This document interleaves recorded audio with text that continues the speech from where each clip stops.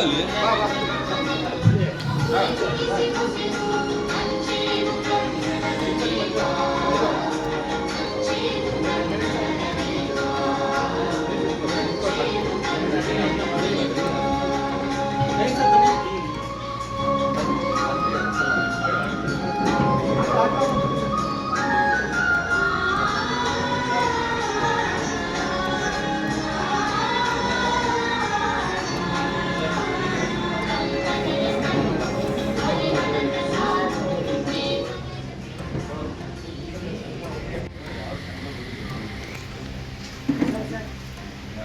Government ಹೈಸ್ಕೂಲಲ್ಲಿ ಓದಿದ್ದು.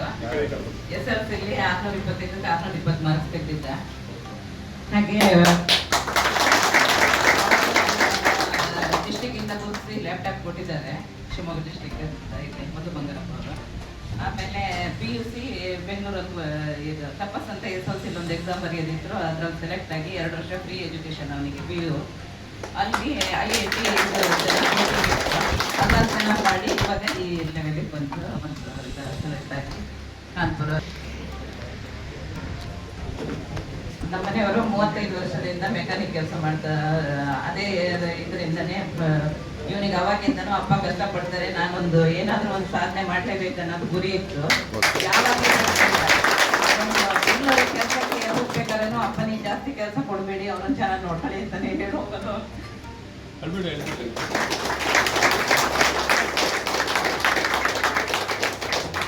ಒಳ್ಳೆ ಸಾಧನೆ ಮಾಡೇನೆ, ಖುಷಿ ಪಡ್ಬೇಕು ನೀವು. ಅದೇ ರೀತಿ ಅವನು ಚೆನ್ನಾಗಿ ಓದಿ ಒಳ್ಳೆ ರೀತಿಯಲ್ಲಿ ಇದು ಮಾಡಿ ಸಾಧನೆ ಮಾಡಿದ್ದಾನೆ. ಇನ್ನು ಮುಂದೇನು ನಿಮ್ಮೆಲ್ಲರ ಸಹಕಾರ ಸಪೋರ್ಟ್ ಇರೋದನ್ನು ಅವ್ನು ಚೆನ್ನಾಗಿ ಮಾಡ್ತಾನೆ.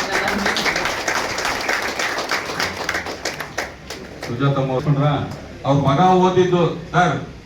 ಹಲೋ ಅಂಜನಪ್ಪ, ನಾವು ಆ ಲೆವೆಲ್ ಈ ಸ್ಕೂಲು ಏನೂ ಇಲ್ಲ ಸರ್. ಅವ್ರ ಮಗ ಓದಿದ್ದು ಗೌರ್ಮೆಂಟ್ ಸ್ಕೂಲಲ್ಲಿ. ಅವನು 3 ಕಿಲೋಮೀಟರ್ ನಡ್ಕೊಂಡು ಹೋಗ್ತಾ ಇದ್ದಂತೆ ಮಿಡ್ಲ್ ಸ್ಕೂಲಲ್ಲಿ. ನಡ್ಕೊಂಡು ಹೋಗಿ ಊಟ ಕಟ್ಕೊಂಡು ಓದಿದಂತೆ. ಯಾರೇ ಆಗಿರಲಿ ಸ್ಕೂಲನ್ನ ಮೇನು, ಮನೆಯವರು ಮೇನು. ನಮ್ಮ ಕಷ್ಟಗಳನ್ನ ಮಕ್ಳಿಗೆ ಹೇಳ್ಕೊಡ್ಬೇಕು, ನಾವ್ ಏನ್ ಕಷ್ಟಪಡ್ತಾ ಇದೀವಿ ಅಂತ ತೋರಿಸ್ಬೇಕು. ಅವಾಗ ಅವರು ಓದ್ತಾರೆ. ಇದೊಂದನ್ನ ಹೇಳ್ತೀನಿ, ಮಾತು ಹೇಳ್ತೀನಿ ಅದ್ರ ಬಗ್ಗೆ. ಸರ್, ಇಲ್ಲಿ ಇರೋರಿಗೆ ಎಷ್ಟು ಜನಕ್ಕೆ IIT ಅಂದ್ರೆ ಅದ್ರದ್ದು ಪ್ರಾಮುಖ್ಯತೆ ಏನು ಅಂತ ಎಷ್ಟು ಜನಕ್ಕೆ ಗೊತ್ತಿಲ್ಲ ನನಗೆ ಗೊತ್ತಿಲ್ಲ. ಭಾರತದ ಶ್ರೇಷ್ಠ ವಿಜ್ಞಾನಿಗಳಾಗಿರ್ಬೋದು, ಇವತ್ತು ದೊಡ್ಡ ದೊಡ್ಡ ದಿಗ್ಗಜರು ಇರ್ಬೋದು, ಇನ್ಫೋಸಿಸ್ ಆಗಿರ್ಬೋದು, ನಾರಾಯಣ ಮೂರ್ತಿಗಳಾಗಿರ್ಬೋದು, ಯಾವುದೇ ಒಂದು ಈ ದೇಶದ ಶ್ರೇಷ್ಠ ಇಂಜಿನಿಯರ್ ಆಗಿ ವಿದ್ಯಾರ್ಥಿಗಳು ಎಲ್ಲಿಂದ ಹೊರಹೊಮ್ಮಿದ್ದಾರೆ ಅಂದ್ರೆ ಅದು IIT ನ ಕ್ರ್ಯಾಕ್ ಮಾಡೋದು ಏನ್ ಜಿಲ್ಲೆಗೆ ಒಬ್ಬರು ಇಬ್ರು, ಈಗ 625 ಎಷ್ಟು ಜನ ತೆಗೆದಿರ್ಬೋದು, ಆದ್ರೆ IIT ಕ್ರ್ಯಾಕ್ ಮಾಡೋದು ಜಿಲ್ಲೆಗೆ ಒಬ್ರು ಇಬ್ರು ಆ ಎಕ್ಸಾಮ್ ಕ್ರ್ಯಾಕ್ ಮಾಡೋದು ದೊಡ್ಡ ವಿಚಾರ. ಅಂತದ್ರಲ್ಲಿ ಸರ್ಕಾರಿ ಶಾಲೆಯಲ್ಲಿ ಹಳ್ಳಿಯಲ್ಲಿ ಓದಿ ಕೂಡ ಆ IIT ಕ್ರ್ಯಾಕ್ ಮಾಡ್ಬೋದು ಅಂತ ಇವತ್ತು ಸುಶಾಂತ್ ಪ್ರಭು ಅವರು ತೋರಿಸ್ಕೊಟ್ಟಿದ್ದಾರೆ. ಅಷ್ಟೇ ಅಲ್ಲ, 9 ತಿಂಗಳು ಹೊತ್ತು ತಾಯಿಯ ಆನಂದ ಬಾಷ್ಪ ಒಂದ್ ಕಡೆ ಆದ್ರೆ, ಯಾವತ್ತು ಒಬ್ಬ ತಂದೆ ಆದರೂ ನಾನ್ ನೋಡ್ದಿರೋ ಜಗತ್ತನ್ನ ನನ್ನ ಮಗ ನೋಡ್ಬೇಕು ಅಂತ ಯಾವತ್ತು ಹೆಗ್ಲ ಮೇಲೆ ಹಾಕೊಂಡು ತೋರಿಸ್ತಾರೆ. ಯಾವತ್ತೋ ಜಾತ್ರೆಗೂ ಎಲ್ಲೇ ಹೋದ್ರು ನಂಗೆ ಕಾಣಲಿಲ್ಲ, ನನ್ನ ಮಗನ್ ಕಾಣ್ಬೇಕು ಅಂತ ಹೆಗ್ಲ ಮೇಲೆ ಹೊತ್ಕೊಂಡು ಅವ್ರ ಜಗತ್ತನ್ನ ತೋರಿಸ್ತಾರೆ. ಅಂತ ಒಂದು ಹೆಗ್ಲ ಮೇಲೆ ಹೊತ್ಕೊಂಡು ತೋರಿಸಿದ್ಕು ಇವತ್ತು ಅವ್ರ ಮಗ ಪ್ರೂವ್ ಮಾಡಿ ಎತ್ತರ ಬೆಳೆದಿದ್ದಾರೆ. ಹೀಗೆ ಎಲ್ಲರಿಗೂ ಒಳ್ಳೆಯದಾಗುತ್ತೆ. ಇವ್ರ ಅಣ್ಣನು ಪ್ರಭು ಅಂತ ಹೇಳ್ಬಿಟ್ಟು ನಮ್ಮ ರವಿ ಆಟೋಮೊಬೈಲ್ ಅಂತ ಕೆಲಸ ಮಾಡಿ ಥ್ರಾಟಲ್ ಪೊಸಿಷನ್ ಕಾಣಿಸ್ತಾ ಇದೆಯಾ ಸರ್?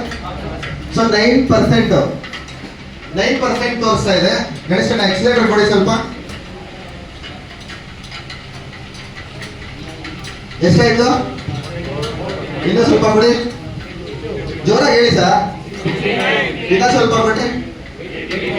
ಓಕೆ, ಬಿಡಿ ಅಣ್ಣ ಎಕ್ಸಲೇಟರ್. ಸರ್ ಅದು ಇದನ್ನ ಡಿಸ್ಕನೆಕ್ಟ್ ಮಾಡಿ, TPS ಸೆನ್ಸರ್ನ ಡಿಸ್ಕನೆಕ್ಟ್ ಮಾಡಿ.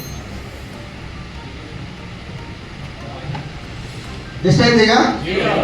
ಎಕ್ಸಲೇಟರ್ ಕೊಡಿ ಅಣ್ಣ, ಎಕ್ಸಲೇಟರ್ ಕೊಡಿ. ಸೊ ನೋಡಿ, ಇವಾಗ ಗ್ರಾಫ್ಟ್ ಅಲ್ಲಿ ನೋಡೋಣ ಅದನ್ನ. ಎಷ್ಟಿದೆ? ಕನೆಕ್ಟ್ ಮಾಡಿ ಮಂಜು ಸರ್.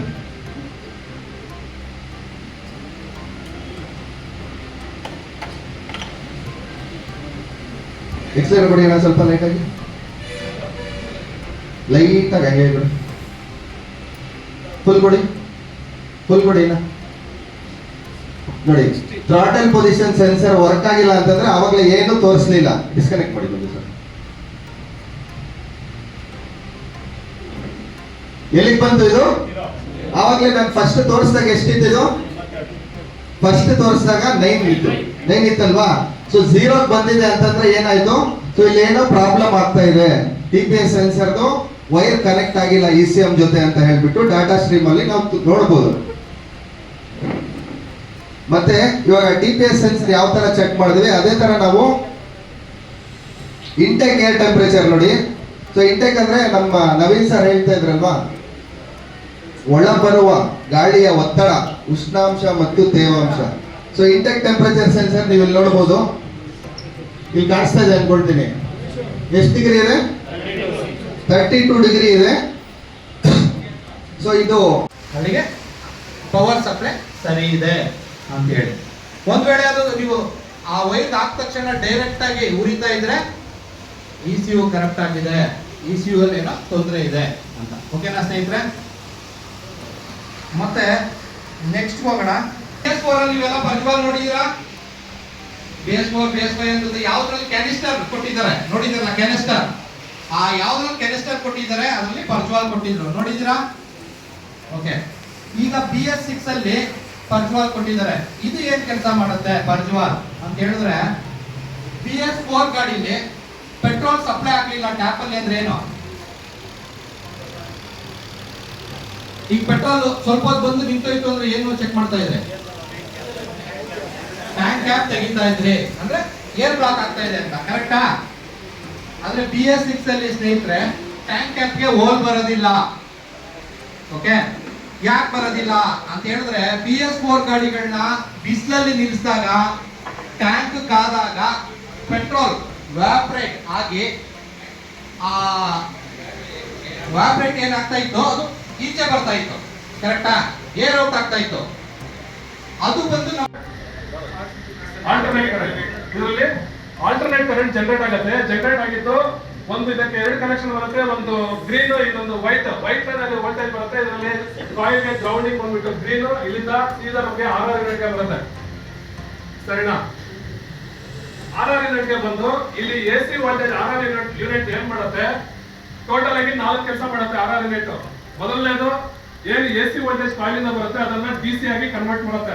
DC ಮಾಡಿದಂತಹ ವೋಲ್ಟೇಜ್ ನ ಬ್ಯಾಟರಿ ಚಾರ್ಜ್ ಮಾಡುತ್ತೆ. 200 ವೋಲ್ಟ್ಸ್ ಏನು ನಾವು ಗಾಡಿ ಸ್ಪೀಡ್ ಓಡಿಸಿದಷ್ಟು ಎಷ್ಟು ವೋಲ್ಟ್ಸ್ ಜನರೇಟ್ ಆಗುತ್ತೆ ಅಷ್ಟು ವೋಲ್ಟ್ಸ್ ನ ಸ್ಟೆಪ್ ಡೌನ್ ಮಾಡಿ ಎಲ್ಲೋ ಲೈನ್ ಅಲ್ಲಿ ನಮಗೆ ಹೆಡ್ ಲೈಟ್ ಗೆ 12 ವೋಲ್ಟ್ಸ್ ಗೆ ಫಿಕ್ಸ್ ಮಾಡುತ್ತೆ. 6 ಯೂನಿಟ್ ಮಾಡೋದು AC ವೋಲ್ಟೇಜ್ AC ಆಗಿ ಬಂದು 12 ವೋಲ್ಟ್ಸ್ ಲಾಕ್ ಮಾಡಿ ಹೆಡ್ ಲೈಟ್ ಗೆ 12 ವೋಲ್ಟ್ಸ್ ನ ಸಪ್ಲೈ ಮಾಡುತ್ತೆ. ಒಂದು ವೇಳೆ ನಮಗೆ 12 ವೋಲ್ಟ್ಸ್ ನ ಜಾಸ್ತಿ AC ವೋಲ್ಟೇಜ್ ಬಂದಿದೆ ಅಂತಂದ್ರೆ ಫಸ್ಟ್ ಪ್ರಾಬ್ಲಮ್ ಆಗೋದೇನೋ ಬಲ್ಬ್ ಹೋಗುತ್ತೆ. Very good. ಆಗ ಬಲ್ಬ್ ಏನ್ ಮಾಡ್ಬೇಕು ನಾವು, ಫಸ್ಟ್ 6 ಯೂನಿಟ್ ನ ಚೇಂಜ್ ಮಾಡ್ಬೇಕು. ಈ ಕಂಪ್ಲೇಂಟ್ ಗಳು ಯಾವುದೇ ಬಂದ್ರು ಕೂಡ ನಮ್ಗೆ 6 ಯೂನಿಟ್ ಕಂಪ್ಲೇಂಟ್ ಇರುತ್ತೆ. ಒಂದು ಹೆಡ್ ಲೈಟ್ ಹೋದ್ರು ಅಥವಾ ಲೋ. ಸೊ ಇದರಲ್ಲಿ ಇನ್ನೊಂದು ಆಪ್ಷನ್ ಇದೆ, FI ಲೈನ್ ಗೆ 12 ವೋಲ್ಟ್ಸ್ ಇಂದ ಜಾಸ್ತಿ ಬಂದ್ರು ಕೂಡ ನಮ್ಗೆ 6 ಯೂನಿಟ್ ಪ್ರಾಬ್ಲಮ್ ಇರುತ್ತೆ. ಅದೇ ರೀತಿ ಬ್ಯಾಟರಿ ಲೀಕೇಜ್ ಆದ್ರೂ ಕೂಡ ನಮ್ಗೆ 6 ಯೂನಿಟ್ ನಾವು ಚೇಂಜ್ ಮಾಡ್ಬೇಕಾಗುತ್ತೆ. ಒಂದು ವೇಳೆ ಲೈಟಿಂಗು ಸರಿಯಾಗಿ ಬರ್ತಾ ಇಲ್ಲ, 6 ಯೂನಿಟ್ ಚೇಂಜ್ ಮಾಡಿದ್ವಿ, ಬ್ಯಾಟರಿನೂ ಚಾರ್ಜ್ ಆಗ್ತಾ ಇಲ್ಲ ಅಂತಂದ್ರೆ ಈ ಕಾಯಿಲ್ ಹೋಗಿರುತ್ತೆ. ಹೌದು, ಸರಿನಾ? ನಾವು ಬೀಪ್ ತೌಂಡ್ ಇದ್ದಾಗ ನಮ್ಗೆ ಕಂಟಿನ್ಯೂಟಿ ಮಾಡ್ಕೊಳ್ಬೇಕು. ಓಮ್ಸ್ ಇದ್ದಾಗ 0.1 ಇಂದ 1.2 ರೆಸಿಸ್ಟೆನ್ಸ್ ಬರ್ಬೇಕು.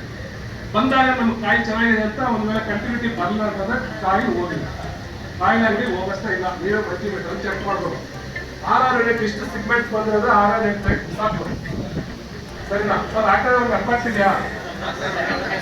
ಸರ್ ಆ ಕಡೆ ಬರೋಕ್ಕಾಗಲ್ಲ, ಇಲ್ಲಿ ಬಿಟ್ಟು ಏನಾದ್ರು ಡೌಟ್ ಇದೆ ಅರ್ಥ ಆಗಿಲ್ಲ ಅಂತಂದ್ರೆ ಕೇಳಿ.